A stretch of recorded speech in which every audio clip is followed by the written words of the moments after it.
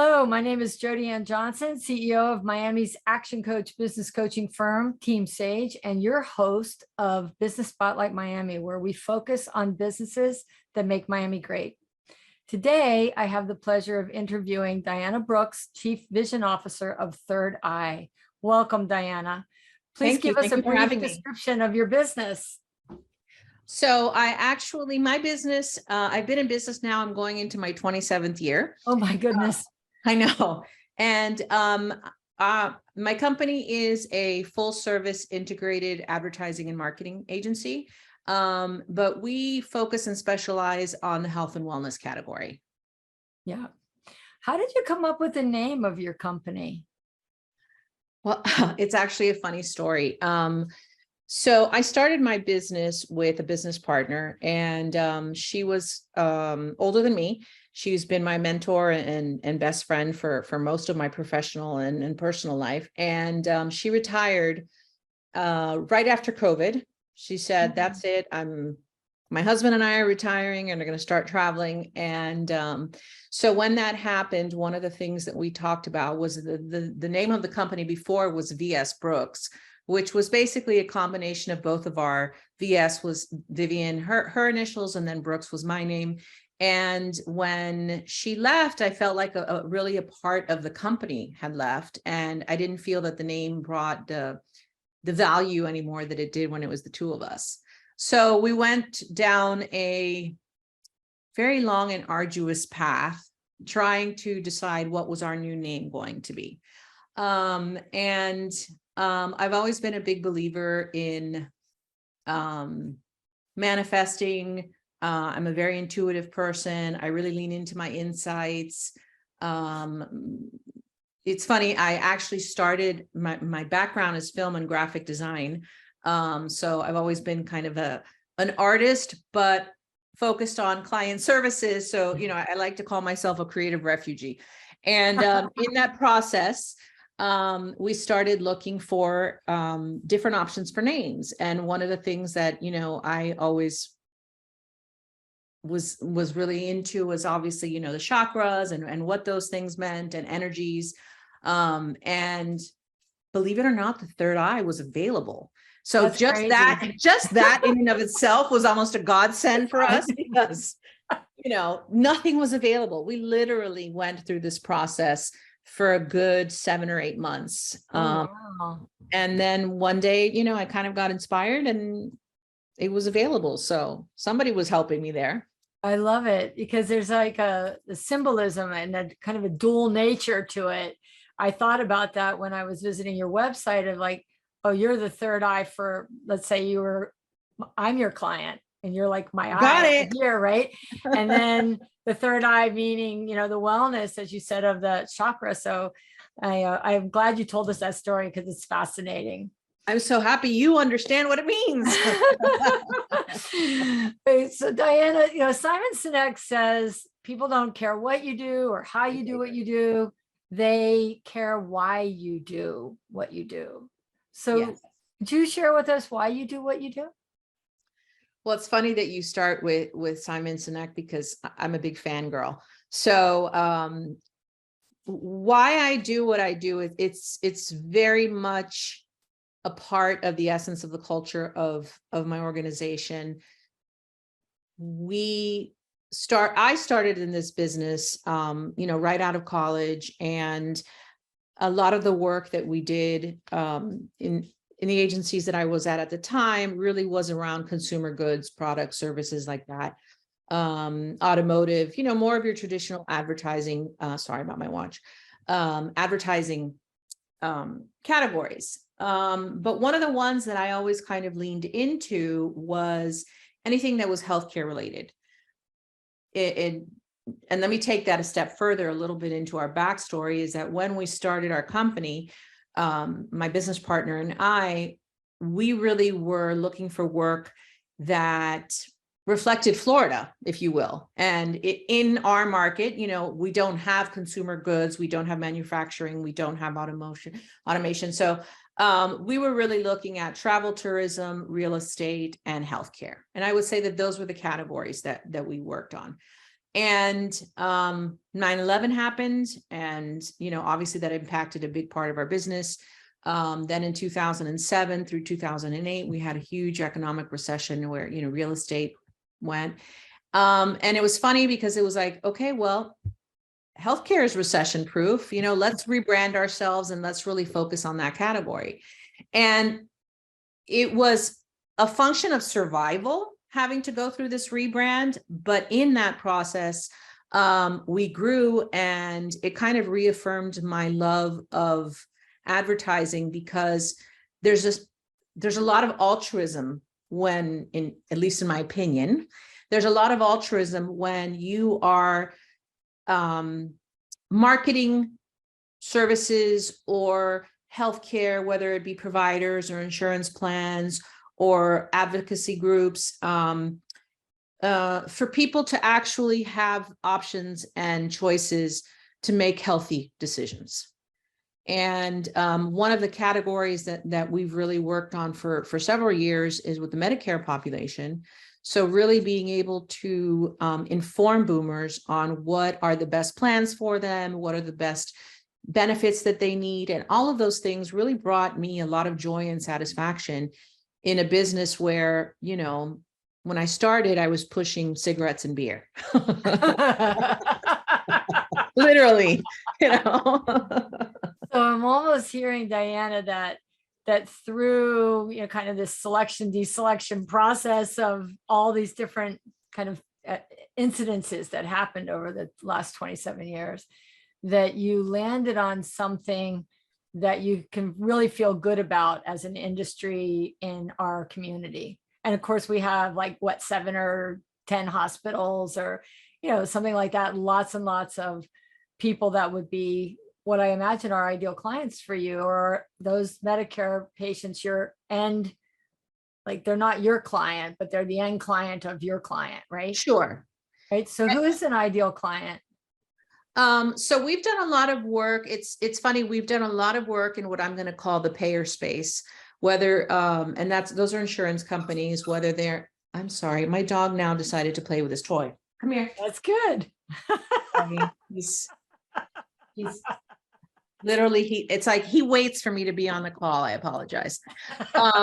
So we have done a lot of work with Medicare population, insurance for Medicare, insurance for Medicaid, Obamacare, programs, commercial, individual types of plans. I've done a lot of work in the provider space, whether it be with individual physician practices or hospital systems. And then from there, I've done a lot of nonprofit work. I've also done different government services that have to do with, I did work with Michelle Obama's, I don't know if you remember the Just Move, dealt with childhood obesity. Yes. I've done stuff for teenagers to not text and drive. So all of these things, I think that for me, when you ask me who the ideal client is, I really, as I get older and wiser, I'm really looking to work with brands that want to positively impact their customers. So, my tagline is, we take care of brands that take care of people. And that's really what our mission is to work with brands that are genuinely concerned about, taking care of people. And you also have as your vision, I'm looking at it right here on your website, to inspire people to take care of themselves and to take care, more importantly, of each other. Yes, very important. Yeah. I really love the way that I can see in your business this integration of your passions. Thank you. Right, for the kind of work that you do in the agency, but also in just well-being and taking good care of yourself and others, and making sure that the brands you work with are responsible brands and that care. Yeah, and I will tell you that the definite aha moment, at least for me personally, and then that led professionally, was COVID. So I feel that just in everybody's own circle, in my case, it was my company. I saw, you know, how there was a shift in priorities for everyone. And with that, I realized, you know, it was a fascinating time for us because, you know, we didn't know what was going to happen next. We really, you know, we, you know, had to hunker down. We literally, like most people, you know, were working on a Friday and then said, hey, Monday, we're going to be off for a couple of weeks. And then that led to, you know, what we all kind of lived through. And through that experience and seeing my employees that are predominantly women, you know, how they were trying to be, you know, school teachers and their professional career and juggling their families and all of those things, I kind of took a step back and I said, wow, you know, coming out of this, I really want to put all of our energy and emphasis in how, as a company, we create a culture of health and wellness. And I'm going to focus mainly on emotional and mental health, obviously. But then also really identify with companies that are also looking to do that. Well, the niche that you've created for yourself, you know, in business school, they always talk about the more niche you are, the more you become known, the more successful you are at what you do. I'm hoping that's the plan. That's good. Well, you know, since you brought up the pandemic, what were some of the challenges and or even opportunities that came out of that? The pandemic was a really interesting time for us as an organization. I think that, you know, everybody kind of was in this, what's going to happen next? Time pretty much literally stood still.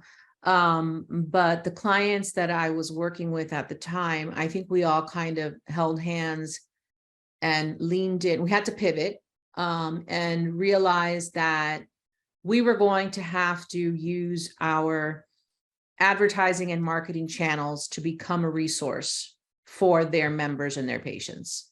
So, like I said before, most of the work that we do is for, you know, Medicare Advantage plans, which were seniors who were the most vulnerable part of COVID, obviously one of the most vulnerable.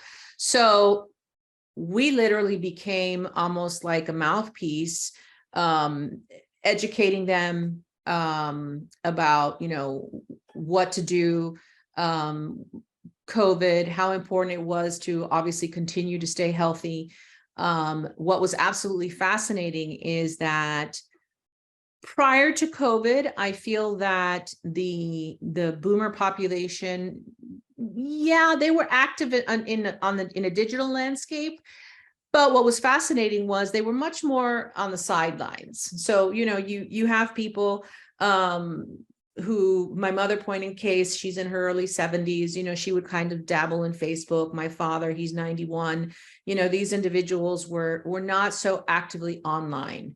And now COVID comes and we have to the agency with our clients, have to educate this generation on telehealth visits.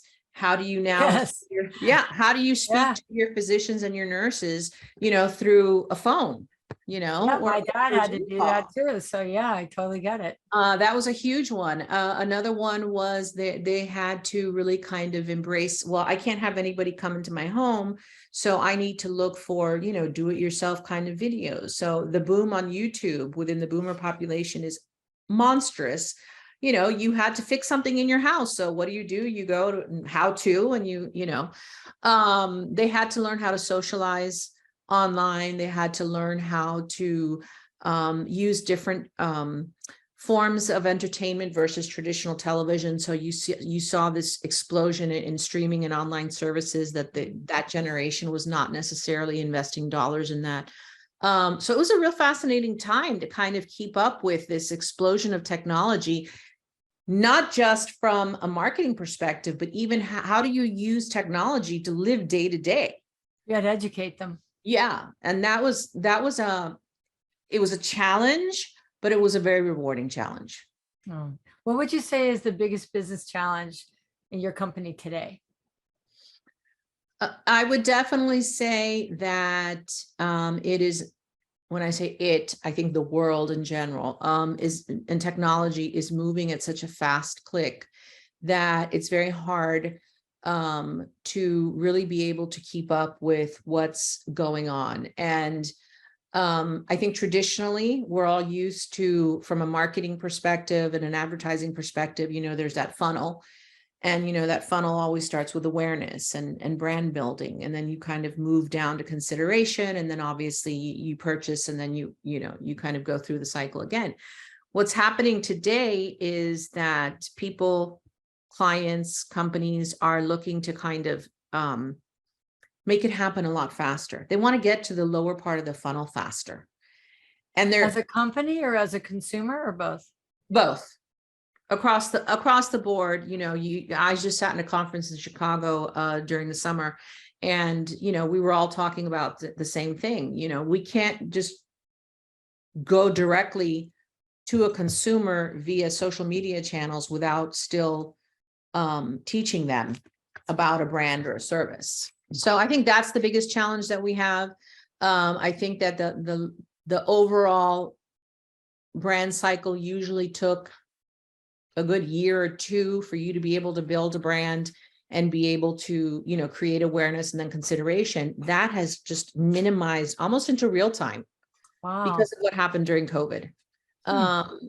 So I think all of us as an industry in advertising and marketing are trying to, stay at that pace, but I think it is going to kind of swing back, because the consumer they're not dumb. No. On the contrary, we are the most educated that we've been.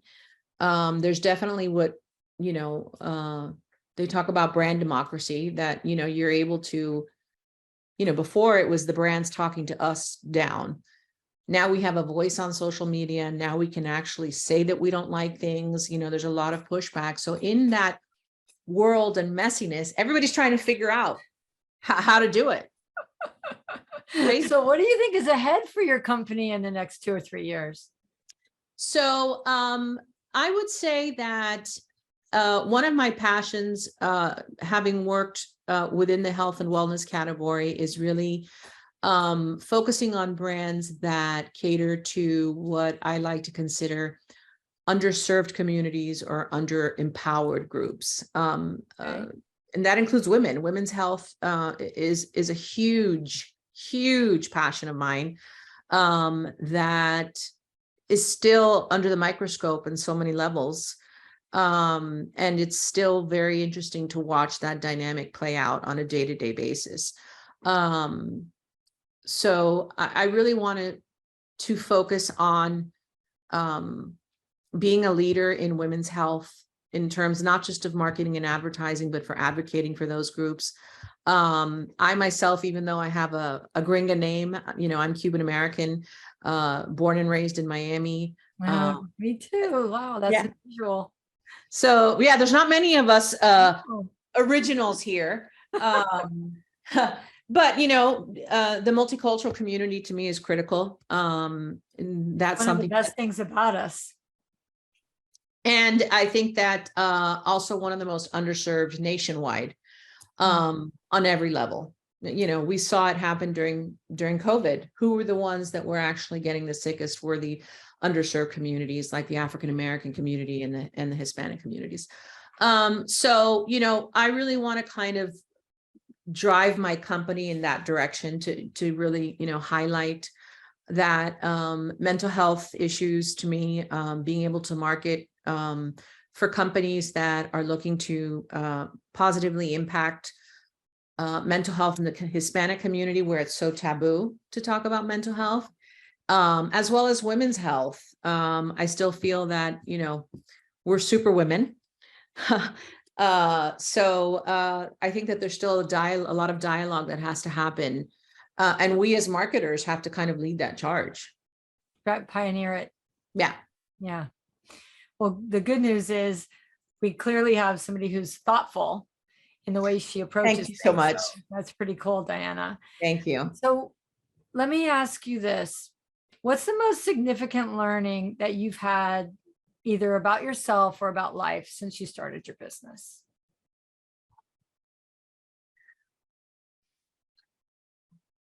I think that it's critical. I know it's a little bit of a cliche, but do what you love. Understand your why. I think that's one of the things that I most admire about everything that Simon talks about is and creating a culture around you, whether it be personally or professionally, that is very authentic, very genuine, very empathetic, very compassionate.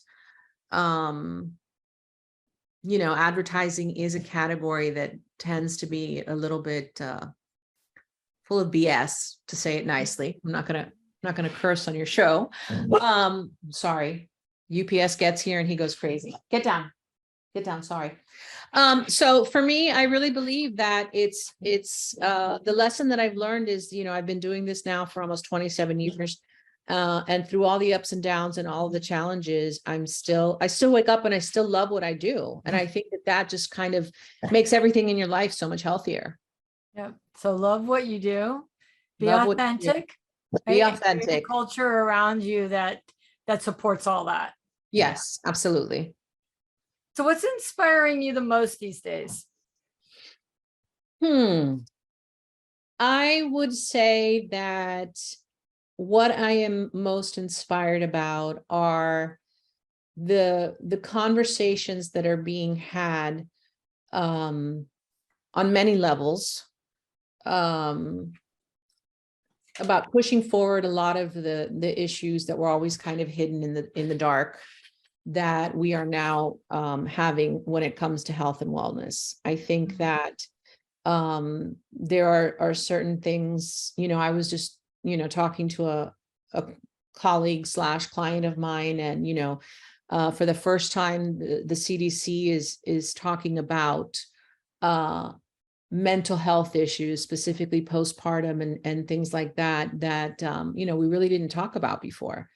I myself supposed to be happy. Yeah. Well, I myself suffered from postpartum. So it's something that I'm very sensitive to, coming from a Hispanic family. Oh my God, you should just be honored that you birthed a child and are a mother. But the whole time I'm crying in the shower, not knowing what's wrong with me. So I'm very excited about seeing how the younger generation, like my daughter's 22, that these conversations are becoming more mainstream, in the media, not just on campus. I see the things that she's talking about. So I definitely am excited about the things that are happening where, some of the things I'm very frustrated about when it comes to women's health, but overall, I think that things are starting to kind of come out into the light and talk about these things. So they can actually be addressed. Yeah. Unless we talk about it, Yeah. We can't deal with it. We can't cover the sun with our thumb. That's a good one. I've never heard that one. It's a Cuban saying, so I'm just translating it for you in English. Okay. So as we wrap up this interview, Diana, is there any parting thoughts you want to share? I think that what's my parting thought is that when you have a business and when you are a leader, it's really important that you have the people around you that are going to make you successful. I think that in my case, I've been very blessed. I have a team behind me that make me better every day. They make me better every day as a leader. I learn from them still. I'm vulnerable with them. And, when I was starting my company, I was 25 years old. So, being weak and vulnerable and a woman in Miami was definitely not something that you considered. So I feel like now I'm kind of embracing the fact that, I don't know everything. I'm learning a lot from the younger generations. I think they're also learning from us. So that mutual mentorship that goes on generationally is something that, I think we all need to embrace it. life is moving way too fast right now. We've got to be able to kind of lean in on and help one another, especially in your career. Oh, it's beautiful. Thank you for that. No, And thank you for your time and the difference that No. you're making with your clients and in our community. Yeah, Well, really. thank you for having me. This has been great.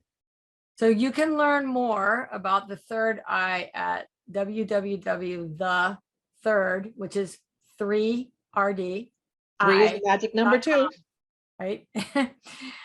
So this is Business Spotlight Miami, interviewing businesses that make Miami great, like the Third Eye with Diana Brooks. Thank you. Thank you.